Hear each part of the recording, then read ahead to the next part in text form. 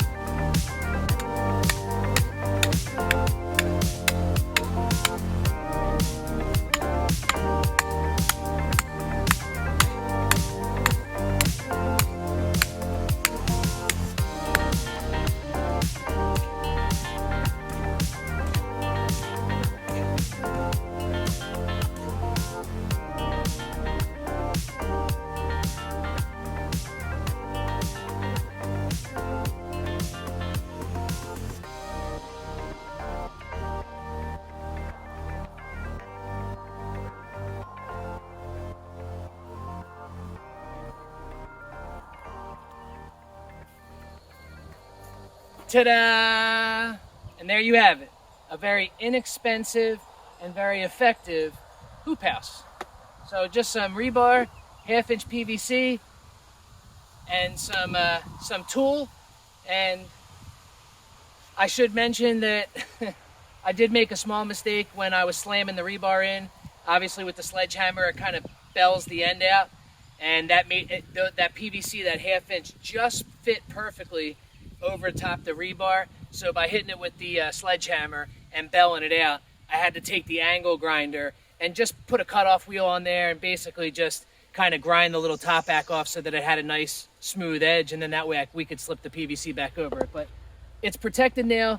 I'm not really worried about the rabbits and stuff like that because they typically have been staying out of it. I mean, they haven't really gotten up in here as we watch them without this on. So I'm not really worried. It was the deer. Dana and I started seeing footprints all around here, so we knew that they were either checking it out or getting ready to buffet if they haven't already. So this should keep them protected. They don't really need the pollination or anything. They just need to start growing nice and strong. We've got at least 2 feet before the tomatoes reach the top of that tulle. We can then we'll take the tulle off during the daytimes, and then we'll wrap it at nighttime so that the deer can't get in it. But that's the other thing, is it's very easy. Just pull the clips off the side.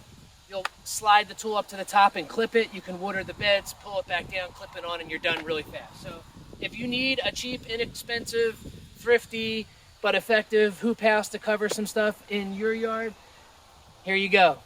And like I said, we've been using this for years, and I did learn it originally from Gary Pillarchick at the Rusted Garden. He doesn't need me anymore.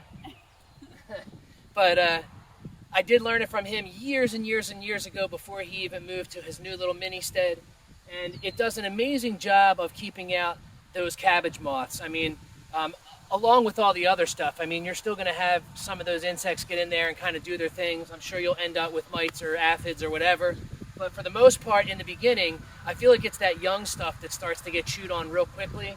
And this will protect it until they get really strong. The good thing is that once they get that big, I don't even care really if things are nipping and there's a little bit of bugs, or, you know, if I had squash in here and there was some squash bug and eggs on the back of the leaves, we would just basically do what we always do, go back and basically take that stuff off by hand anyway.